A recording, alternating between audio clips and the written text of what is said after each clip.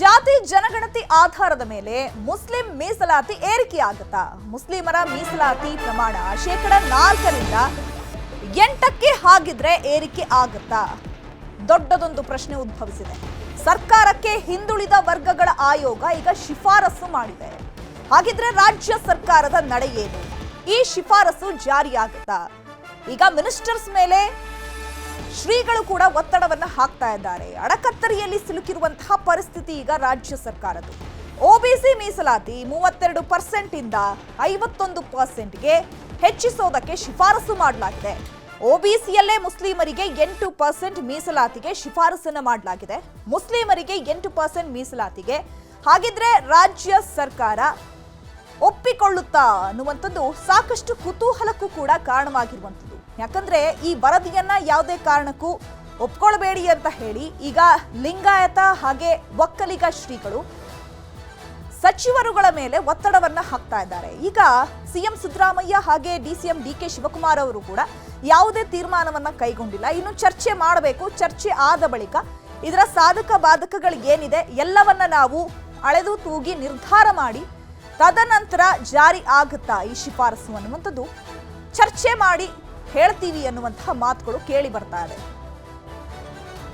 ಮುಸ್ಲಿಮರ ಮೀಸಲಾತಿಯನ್ನ ಹೆಚ್ಚಿಸೋದಕ್ಕೆ ಶಿಫಾರಸೇನೋ ಮಾಡಲಾಗಿದೆ. ಬಟ್ ಇದು ಜಾರಿಯಾಗುತ್ತಾ ಅನ್ನುವಂಥದ್ದು ಬಹಳಷ್ಟು ಕುತೂಹಲಕ್ಕೆ ಕಾರಣವಾಗಿರುವಂಥದ್ದು. 4% 8ಕ್ಕೆ ಏರಿಕೆ ಆಗುತ್ತಾ? ಹಾಗಿದ್ರೆ ರಾಜ್ಯ ಸರ್ಕಾರ ಅನುಮತಿಯನ್ನ ಕೊಡುತ್ತಾ?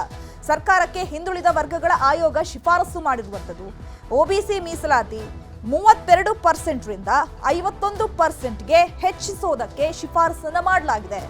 ಒಬಿಸಿಯಲ್ಲೇ ಮುಸ್ಲಿಮರಿಗೆ ಈಗ 8% ಮೀಸಲಾತಿಗೆ ಶಿಫಾರಸನ್ನ ಮಾಡಿರುವಂಥದ್ದು. ಮುಸ್ಲಿಮರಿಗೆ 8% ಮೀಸಲಾತಿಗೆ ಹಾಗಿದ್ರೆ ರಾಜ್ಯ ಸರ್ಕಾರ ಒಪ್ಕೊಳ್ಳುತ್ತಾ? ಚರ್ಚೆ ಬಳಿಕ ಏನ್ ತೀರ್ಮಾನವನ್ನ ಕೈಗೊಳ್ತಾರೆ ಅನ್ನುವಂಥದ್ದನ್ನ ಕಾದು ನೋಡಬೇಕಾಗಿದೆ. ರಾಜ್ಯ ರಾಜಕಾರಣದಲ್ಲಿ ಜಾತಿ ಜನಗಣತಿ ಜ್ವಾಲೆ ಧಗಧಗಿಸ್ತಾ ಇದೆ. ವರದಿ ಒಪ್ಪದಂತೆ ಸ್ವಾಮೀಜಿಗಳಿಂದ ಒತ್ತಡ ಹೆಚ್ಚಾಗ್ತಾ ಇದೆ.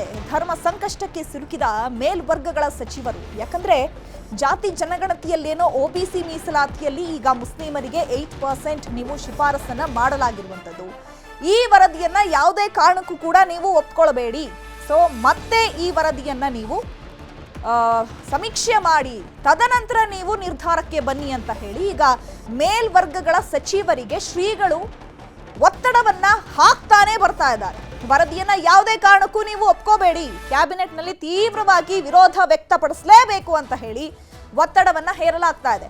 ಒಕ್ಕಲಿಗ ವೀರಶೈವ ಲಿಂಗಾಯತರ ಮೇಲೆ ಒತ್ತಡವನ್ನ ಹೇರಲಾಗ್ತಾ ಇದೆ. ಪ್ರತಿ ಬಾರಿಯೂ ಕೂಡ ಜಾತಿ ಜನಗಣತಿ ವಿಚಾರ ಬಂದಂತಹ ಸಂದರ್ಭದಲ್ಲಿ ಈ ವಿರೋಧಗಳು ಸರ್ವೇ ಸಾಮಾನ್ಯ. ಅದರಲ್ಲೂ ಕೂಡ 4% ಇಂದ 8%ಗೆ ಒಬಿಸಿ ಮೀಸಲಾತಿಯಲ್ಲಿ ಮುಸ್ಲಿಮರಿಗೆ ಶಿಫಾರಸು ಮಾಡಲಾಗಿರುವಂಥದ್ದು ಈಗ ಸ್ವಾಮೀಜಿಗಳ ಆಕ್ರೋಶಕ್ಕೂ ಕೂಡ ಕಾರಣವಾಗಿರುವಂಥದ್ದು. ಯಾವುದೇ ಕಾರಣಕ್ಕೂ ಕೂಡ ನೀವು ಇದನ್ನ ಒಪ್ಕೊಳ್ಬೇಡಿ. ಸಭೆಯಲ್ಲೂ ಕೂಡ ನೀವು ತೀವ್ರ ವಿರೋಧವನ್ನ ವ್ಯಕ್ತಪಡಿಸಲೇಬೇಕು. ಅದರಲ್ಲೂ ಕ್ಯಾಬಿನೆಟ್ನಲ್ಲಿ ಈ ವಿಚಾರದ ಬಗ್ಗೆ ಚರ್ಚೆ ಆದಂತಹ ಸಂದರ್ಭದಲ್ಲಿ ನೀವು ತೀವ್ರ ವಿರೋಧವನ್ನ ವ್ಯಕ್ತಪಡಿಸಿ ಅಂತ ಹೇಳಿ ಒತ್ತಡವನ್ನ ಹಾಕ್ತಾ ಇದ್ದಾರೆ ಶ್ರೀಗಳು. ಇನ್ನು ಸ್ವಾಮೀಜಿಗಳು ಕೂಡ ವಿರೋಧವನ್ನ ವ್ಯಕ್ತಪಡಿಸ್ತಾ ಇದ್ದಾರೆ. ಗೋಪಾಲಯ್ಯ ಅವರು ಕೂಡ ವಿರೋಧವನ್ನ ವ್ಯಕ್ತಪಡಿಸ್ತಾ ಇದ್ದಾರೆ. ಯಾವ ಆಧಾರದ ಮೇಲೆ ಈ ಶಿಫಾರಸನ್ನ ಮಾಡಲಾಗಿದೆ? ನೀವು ಮತ್ತೆ ಇದನ್ನ ಪರಿಶೀಲನೆ ಮಾಡಬೇಕು, ವರದಿಯನ್ನ ಒಪ್ಕೊಳ್ಬೇಡಿ ಅಂತ ಹೇಳಿ ಸ್ವಾಮೀಜಿಗಳು ಒತ್ತಡವನ್ನ ಹಾಕ್ತಾ ಇದ್ದಾರೆ. ಜೊತೆಗೆ ಗೋಪಾಲಯ್ಯ ಅವರು ಕೂಡ ತೀವ್ರ ವಿರೋಧವನ್ನ ವ್ಯಕ್ತಪಡಿಸ್ತಾ ಇದ್ದಾರೆ.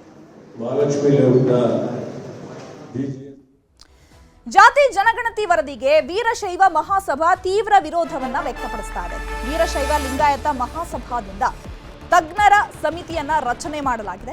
ನಿವೃತ್ತ IAS ಅಧಿಕಾರಿ ಶಿವಮೂರ್ತಿ ನೇತೃತ್ವದಲ್ಲಿ ರಚನೆಯನ್ನ ಮಾಡಲಾಗ್ತಾ ಇದೆ. ಜಾತಿ ಜನಗಣತಿ ಬೆನ್ನಲ್ಲೇ ಈಗ ಎಲ್ಲಾ ವರ್ಗಗಳಲ್ಲೂ ಕೂಡ ಈಗ ಭಾರಿ ಆಕ್ರೋಶಗಳು ವ್ಯಕ್ತವಾಗ್ತಾ ಇರುವಂಥದ್ದು. ಅದರ ಜೊತೆಗೆ ಈಗ ವೀರಶೈವ ಮಹಾಸಭಾ ವಿರೋಧವನ್ನ ವ್ಯಕ್ತಪಡಿಸ್ತಾ ಇದೆ. ಲಿಂಗಾಯತ ಮಹಾಸಭಾದಿಂದ ತಜ್ಞರ ಸಮಿತಿಯನ್ನ ಕೂಡ ರಚನೆ ಮಾಡಲಾಗಿದೆ. ನಿವೃತ್ತ IAS ಅಧಿಕಾರಿ ಶಿವಮೂರ್ತಿ ನೇತೃತ್ವದಲ್ಲಿ ರಚನೆಯನ್ನ ಮಾಡಲಾಗಿರುವಂಥದ್ದು. ಒಕ್ಕಲಿಗ ವೀರಶೈವ ಲಿಂಗಾಯತರ ಮೇಲೆ ಸ್ವಾಮೀಜಿಗಳು ಈಗ ನಿರಂತರವಾಗಿ ಒತ್ತಡವನ್ನ ಹೇರ್ತಾ ಇದ್ದಾರೆ. ಒಂದ್ ಕಡೆ ಸಚಿವರುಗಳು ಧರ್ಮ ಸಂಕಷ್ಟಕ್ಕೆ ಸಿಲುಕಿದ್ದಾರೆ. ಬಿಸಿ ತುಪ್ಪ ನುಂಗೋ ಹಾಗಿಲ್ಲ, ಉಗುಳೋ ಹಾಗಿಲ್ಲ. ಸ್ವಾಮೀಜಿಗಳ ಮಾತನ್ನು ಕೂಡ ನೆಗ್ಲೆಕ್ಟ್ ಮಾಡೋ ಹಾಗಿಲ್ಲ.